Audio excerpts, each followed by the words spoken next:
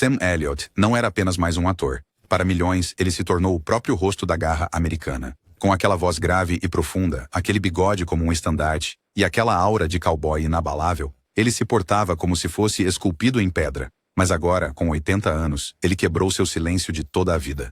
Por décadas, os fãs especularam quem o irritava, quem testava aquela paciência lendária, quem cruzava a linha do respeito. E hoje, ele os nomeia. 7 atores que ele admite que realmente não suportava. Alguns você espera, outros vão te chocar. Continuem assistindo, porque esta viagem pelos canyons mais obscuros de Hollywood está prestes a ter início. Vamos mergulhar de cabeça. Nascido no ano de 1944, em Sacramento, Califórnia, Samuel Peck Elliott cresceu com as paisagens selvagens do Oeste profundamente gravadas em sua memória. Seu pai trabalhava na construção, sua mãe nutria suas primeiras ambições, e o jovem Sam se fascinou pela arte de contar histórias. Ao chegar ao Oregon, a voz que um dia ecoaria pelos cinemas já atraía a atenção. Não era uma dicção polida. Era o timbre bruto da autenticidade. Hollywood, no entanto, não era gentil com os forasteiros. Nos anos 60 e 70, o sistema de estúdios ainda mantinha seus guardiões. Mas Sam trazia algo que nenhum agente podia fabricar: presença. Ele não era o galã bonito convencional, nem a estrela urbana de lábia rápida. Ele era mais calado, mais corpulento, seu olhar podia congelar uma cena antes mesmo que ele falasse. Essa qualidade lhe rendeu papéis iniciais em faroestes e filmes de guerra, subindo lentamente a escada até sua ascensão vir com Lifeguard em 1976. Mas seu verdadeiro destino foi selado na cela. Em filmes como Tombstone, The Quick and the Dead e depois O Grande Lebowski, Sam Elliott não atuava como cowboy. Ele o era. Ele se tornou sinônimo de honra, silêncio e daquele tipo de força que não precisava gritar. O público se inclinava, porque quando Elliott finalmente falava, você ouvia. Fora das telas, porém, ele manteve sua vida propositalmente privada. Casado com a atriz Catherine Ross desde 1984 e criando uma filha longe do caos de Hollywood, Sam Elliott cultivou a imagem de um homem reservado. Em entrevistas, ele raramente falava mal de alguém. Ele era educado, firme, o próprio código de cowboy em pessoa, por isso sua franqueza repentina aos 80 surpreendeu a todos. Fãs não ouviam Sam Elliott criticar ninguém, muito menos 7 colegas do meio. Ainda assim, os sinais sempre estiveram lá. Ele fazia comentários enigmáticos em entrevistas, recusava papéis em programas que não respeitava. Ele havia escolhido o silêncio em vez de fazer concessões. E quando ele finalmente se abriu, a imagem ficou mais clara. Por trás daquele exterior calmo e estoico, havia um homem de princípios inabaláveis. Quando alguém ou algo os violava, Sam Elliott não esquecia. Por décadas, especulava-se sobre as falhas na armadura de Sam Elliott. Ele não era o sonho de um colunista de fofocas, sem escândalos, sem brigas de bar, sem divórcios complicados. Mas os insiders de Hollywood sussurravam sobre seu desprezo por certos atores, aqueles que pegavam atalhos, que agradavam a multidão, que, aos seus olhos, zombavam do código pelo qual ele vivia. Aos 80, Elliott parou de insinuar.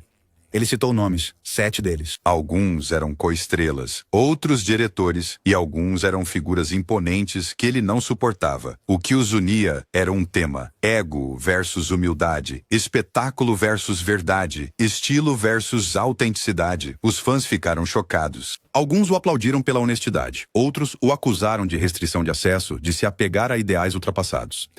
Mas, não importa o lado que você tome, um fato é inegável. A lista de Sam Elliott revelou mais sobre ele do que sobre eles. Cada confronto mostrava os contornos do seu caráter, o que ele valorizava e o que ele rejeitava. Então, quem entrou na lista? Quem Sam Elliott finalmente admitiu que mais odiava? Vamos contá-los, começando pelo número 7. E acreditem, este primeiro nome já vai levantar sobrancelhas. Número 7. Benedict Cumberbatch. Para Sam Elliott, ele não era apenas um colega ator. Ele era a personificação de tudo aquilo que havia de errado na forma como Hollywood reinterpretava o Oeste. Uma palavra definia a tensão: autenticidade. A história começa em 2021 com Ataque dos Cães, o faroeste psicológico premiado de Jane Campion. Críticos adoraram. A academia o cobriu de indicações. Mas quando Sam Elliott se sentou para um podcast, ele não viu arte, viu uma zombaria. A atuação de Cumberbatch como Phil Burbank, um rancheiro sombrio de Montana com dores ocultas, foi tida como brilhante, mas para Elliott parecia teatro. Rígido, estudado, estrangeiro, aquilo era... Não foi a primeira vez que britânicos viravam cowboys americanos, mas para Elliot, este papel tocou fundo. Criado na rudeza do Oeste, Sam viveu a vida de rancheiro. Conhecia o silêncio da terra, o peso das botas sujas de pó, as pausas entre palavras que diziam mais que discursos. Ao observar Cumberbatch, ele notou a postura, o figurino e o sotaque, mas não a alma vivida de um cowboy. O ponto de virada veio naquele podcast, quando Elliot finalmente explodiu, chamando o filme de um disparate e desqualificando Cumberbatch como afetado em sua atuação. Num instante, décadas de contenção desapareceram e seu desdém por Cumberbatch ficou selado. Na tela, O Poder do Cão retratou Cumberbatch como um mestre da ameaça. Seus olhos semicerrados, voz cortante e angústia oculta moldaram o tom assombroso do filme. Críticos viram camadas de masculinidade tóxica desconstruídas, um passo ousado para o gênero. Mas fora das telas, Elliot se irritou. Segundo as suas próprias palavras, ele não acreditava que um ator britânico pudesse transmitir a verdade do velho oeste americano. Fãs ouviram a sua voz tremer com fúria contida enquanto ele perguntava: "Que diabos este britânico sabe sobre o velho oeste americano?" Essa única pergunta retórica ecoou por blogs de cinema, podcasts e tópicos de redes sociais. Elliot não estava criticando apenas a técnica. Ele estava desafiando a legitimidade de Cumberbatch se quer tentar o papel. Para ele, um cowboy não era uma fantasia para experimentar. Era uma vida a ser vivida. Nos bastidores, relatos diziam que Cumberbatch se jogou na preparação, aprendendo habilidades de rancheiro e mantendo o personagem mesmo nos intervalos. Mas nada disso moveu Elliot. Para ele, atuação de método não era substituto para uma vida imersa na poeira e no silêncio do Oeste. As provas estão por toda parte. Os comentários de Elliot do podcast foram citados na Variety, no The Hollywood Reporter e nas redes sociais. Alguns fãs o defenderam, dizendo que os faroestes pertencem a quem os viveu. Outros reagiram, acusando Elliot de exclusivismo e de se recusar a evoluir com o gênero. O próprio Cumberbatch nunca emitiu uma refutação pública, embora pessoas de dentro sussurrassem que ele ficou magoado com os comentários após meses de preparação exaustiva para o papel. Enquanto isso, Jane Campion defendeu publicamente seu astro, elogiando sua profundidade e dedicação. Para muitos, a crítica de Elliot dizia mais sobre ele do que sobre Cumberbatch, revelando um homem que não aceitava uma nova visão do cowboy. Ainda assim, os fóruns online fervilhavam. "Sam está sendo autêntico", escreveu um fã, enquanto o outro retrucou: "Ele está preso no passado." O debate não era apenas sobre dois atores, era sobre quem detém a mitologia do velho oeste americano. Para Elliot, esse embate era mais do que uma briga passageira. Era a linha que ele jamais cruzaria. Ele não abrandaria sua imagem para a nova masculinidade. Ele não aplaudia atuações que julgava vazias e não pediria desculpas por defender o cowboy que ele conhecia. A repercussão pode tê-lo feito parecer antiquado para alguns, mas para outros, solidificou sua imagem como o último guardião da autenticidade de Hollywood. E aqui está o ponto principal: Benedict Cumberbatch foi apenas o começo. Se Sam Elliott pôde descartar uma atuação indicada ao Oscar tão diretamente, imagine como ele se sentiu sobre outras estrelas que quebraram as regras do ofício. Então, quem veio em seguida na sua lista? O número 6 é um ator cujo estilo ardente fez Elliott balançar a cabeça em descrença. Número 6, Nicolas Cage. Para Sam Elliott, o homem era menos ator e mais fogo de artifício, barulhento, imprevisível, espetacular, mas sumia num instante. O que causou a ruptura? Contenção. Sam Elliott construiu sua filosofia de atuação no silêncio. Ele acreditava que uma pausa tinha mais peso que uma página de diálogo, gestos sutis, um olhar cerrado ou o arrastar de uma única frase. Essas, para ele, eram as ferramentas de atores reais. Nicolas Cage, por outro lado, explodiu nas telas com uma energia oposta. Com olhos selvagens, volátil, propenso a surtos repentinos de gritos ou risadas maníacas, Cage transformava cada cena numa descarga de adrenalina. Seus mundos colidiram em 2007 com Ghost Rider. Elliott interpretou o zelador grisalho Carter Slade, uma figura de mentor que exalava uma gravidade estoica. Cage, como Johnny Blaze, apostou em escolhas excêntricas que deixaram o público dividido. Na tela, a parceria entre eles funcionou. O contraste era o ponto principal. Mas fora das telas, relatos sugerem que Elliott manteve sua distância. Ele era educado, profissional, mas inabalável. Em conversas privadas, mais tarde retransmitidas por amigos, Elliott supostamente descreveu o estilo de Cage como mais fogo de artifício do que chama. Para ele, a imprevisibilidade de Cage não era arte, era ruído, e esse ruído ofendia a crença central de Elliott de que a atuação deve servir. da história, não roubá-la. Em Ghost Rider, o público testemunhou Cage se transformar num anti-herói sobrenatural, cuspindo chamas e correntes pela tela. O papel de Elliot era mais discreto, o guia, a âncora. Juntos, formavam um visual cativante, caos e calma, juventude e sabedoria. Mas, embora os espectadores vissem química, nos bastidores, Elliot não estava impressionado. Ele acreditava que a intensidade de Cage beirava a paródia. Segundo pessoas próximas a ele, Elliot costumava dizer que a atuação devia amadurecer, não explodir. Onde Cage fazia grandes gestos, Elliot preferia águas calmas. Cage, por outro lado, falou em entrevistas sobre sua abordagem neo-xamânica, descrevendo atuar como um experimento de superação de limites. Elliot não poderia ter discordado mais. Para ele, era a disciplina, não a experimentação, que definia a grandeza. Ele mais tarde disse aos colegas que atores que roubam cenas com ego fazem a história se curvar a eles em vez de servir ao personagem. Embora ele nunca tenha mencionado Cage publicamente pelo nome, fãs e pessoas de dentro não precisaram de muita imaginação para saber a quem ele se referia. A prova está em entrevistas e reações dos fãs depois de Ghost Rider. O estilo exagerado de Cage virou um grande assunto na cultura pop, gerando memes, compilações e debates sobre se era genialidade ou loucura. Os críticos o acusaram de mastigar o cenário. Admiradores defendiam seus riscos ousados. Elliot manteve-se calado em público, mas aqueles que o conheciam bem dizem que seus comentários particulares eram afiados. Uma frase ficou marcada: mais fogo de artifício que chama. Fãs que depois descobriram essa frase a ecoaram pelas sessões de comentários, dizendo que ela capturava perfeitamente a carreira de Cage. Nos fóruns, alguns argumentaram que Cage deu vida a um papel que poderia ter sido sem graça. Outros disseram que a seriedade discreta de Elliot era a única coisa que dava base ao filme. A divisão espelhava a questão maior. A atuação deve ser uma tempestade ou um sussurro. Cage representava a tempestade. Elliot encarnava o sussurro. Os fãs se dividiram. Para Sam Elliott, o embate com Cage não era pessoal, mas filosófico. Isso ressaltava seu receio de que Hollywood estivesse valorizando o espetáculo em vez da substância. A vitória de Cage no Oscar por Despedida em Las Vegas não o demoveu. Nem o amor de culto pelas performances excêntricas de Cage. Elliot viu uma tendência perigosa, uma arte perdendo sua dignidade serena, afogada em barulho. Isso não mudou o caminho de Elliot.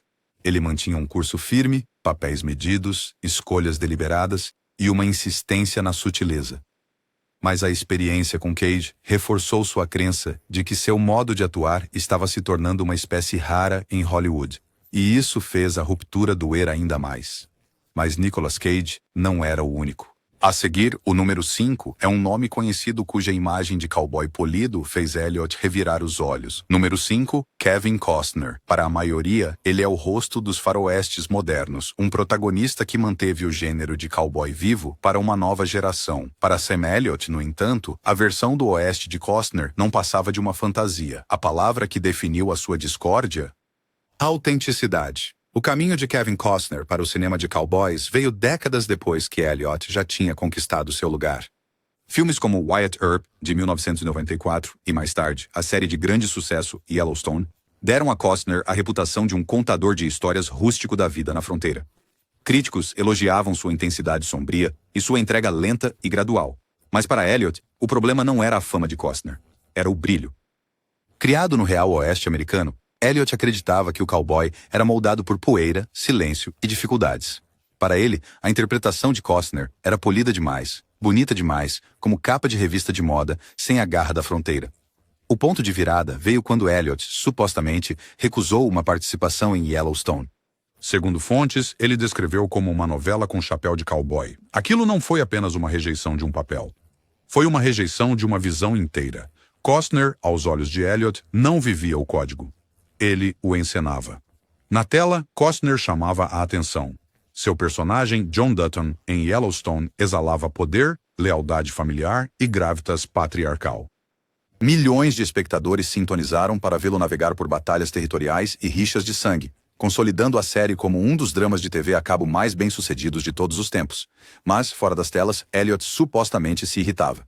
Amigos dizem que ele zombava das botas limpas de Costner, do cabelo impecável e dos diálogos que soavam suaves demais para um homem que deveria ser endurecido pela terra.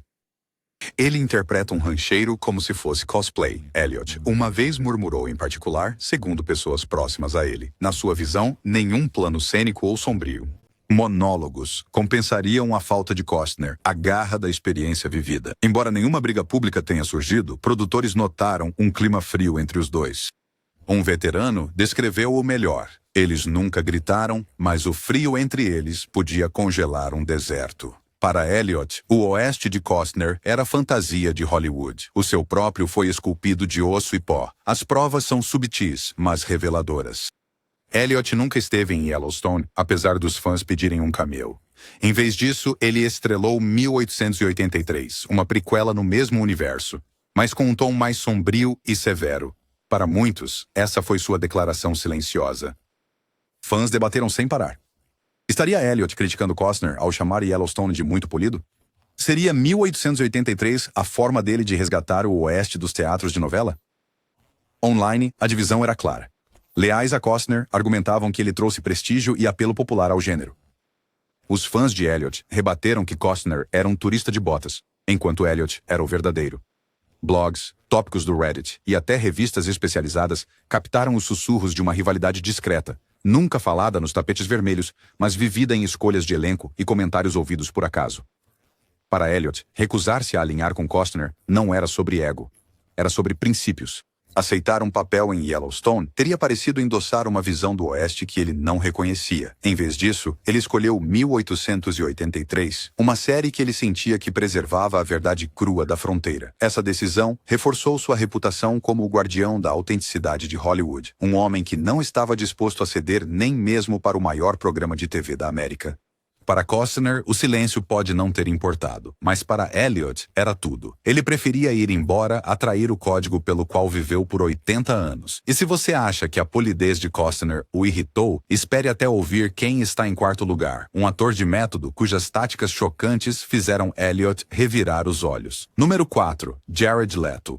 Para muitos, ele é o camaleão supremo, uma estrela do rock, um vencedor do Oscar, um provocador que sacrificará qualquer coisa por um papel. Para Sam Elliott, no entanto, Leto era o símbolo da pretensão. A palavra que definiu a discórdia deles, disciplina, Sam Elliott sempre disse que atuar era sobre humildade. Você fazia o trabalho, honrava a história e nunca chamava mais atenção para si do que o personagem exigia. A abordagem de Jared Leto foi o oposto polar. Em meados dos anos 2000, Leto estava nas manchetes por sua atuação imersiva de método, enviando ratos para colegas de elenco em Esquadrão Suicida, recusando-se a sair do personagem entre as tomadas e enquadrando o comportamento extremo como dedicação. Elliot e Leto nunca trabalharam juntos diretamente, mas seus caminhos quase se cruzaram. Elliot estaria ligado a um filme, depois remodelado para Leto. Quando soube da mudança, ele se afastou discretamente. Para quem o conhecia, isso não foi indecisão, foi uma declaração. Amigos dizem que Elliot murmurou que Leto via a atuação como carnaval, espetáculo, não compromisso. Para Elliot, que considerava a atuação um terreno sagrado, aquilo era imperdoável. Na tela, Leto deslumbrava o público. Sua transformação em Rayon, em Dallas Buyers Club, rendeu-lhe um Oscar. Sua disposição para desaparecer nos papéis fazia os diretores elogiá-lo como destemido. Fãs se maravilhavam com sua capacidade de ficar irreconhecível de um projeto para o outro. Fora das telas, o desprezo de Elliot só aumentava. De acordo com fontes da indústria, ele revirava os olhos às histórias de Leto que mandava presentes bizarros aos colegas. Para Elliot, atormentar colegas não era arte. Era indulgência. Ele acreditava que atuar devia sussurrar, não gritar por atenção. A insistência de Leto em viver como seus personagens o tempo todo parecia a Elliot uma arte performática mais voltada para tabloides do que para a verdade da narrativa. A divisão geracional era nítida. Leto representava um novo Hollywood onde o valor de choque servia como publicidade. Elliot representava o código antigo, onde a arte da atuação vivia e morria dentro dos limites da câmera. Para Elliot, a decisão de evitar Leto não se tratava de rivalidade. Tratava-se de proteger a santidade do trabalho. As evidências estavam por toda parte, não nas próprias entrevistas de Elliot, mas sim nas manchetes que cercavam Leto. Histórias de ele enviar preservativos usados a colegas, manter-se no personagem em cena ou exigir adaptação das equipes a seus métodos dominaram as notícias de entretenimento. Os fãs debateram sem parar. Seria Leto um gênio que desafiava limites ou uma diva que exigia atenção? Em tópicos do Reddit e sessões de comentários, o nome de Elliot aparecia frequentemente. Sam nunca toleraria essa bobagem, escreveu um fã. Outros especulavam o silêncio de Elliot sobre Leto. A escolha de Leto foi tão reveladora quanto qualquer insulto. Fontes da indústria confirmaram que Elliott se retirou de um projeto em potencial assim que Leto foi escalado, o que alimentou ainda mais a percepção de desdém. Embora Elliott nunca tenha nomeado Leto em público, os fãs ligaram os pontos. Seus valores não precisavam de tradução. Ao se afastar discretamente de Leto, Elliott firmou sua identidade como fiscal da disciplina de Hollywood. Numa época em que proezas ultrajantes eram celebradas como compromisso, Elliott se opôs firmemente a elas. Ele não tentava deter a ascensão de Leto. Ele protegia seus princípios. Para Elliott, agir não era sobre manchetes. Era sobre partir corações com a verdade. Pausa. E ao escolher o silêncio em vez do espetáculo, Elliott mostrou que, às vezes, a rejeição mais forte não é barulhenta. Pausa. É ir-se embora. Pausa. Mas Jared Leto não foi o único ator que se desentendeu com os padrões de Elliott. O número 3 nos leva a águas ainda mais turvas. Um colega de elenco cujo carisma e fama em comédias colidiu de frente com a seriedade à moda antiga de Elliott. O número 3, Ashton Kutcher. Para milhões, ele é o brincalhão simpático de That 70s Show e um queridinho das comédias românticas. Para Sam Elliott, no entanto, Kutcher simbolizava tudo de errado com o estrelato moderno, charme sem substância. A palavra que definiu a sua discórdia?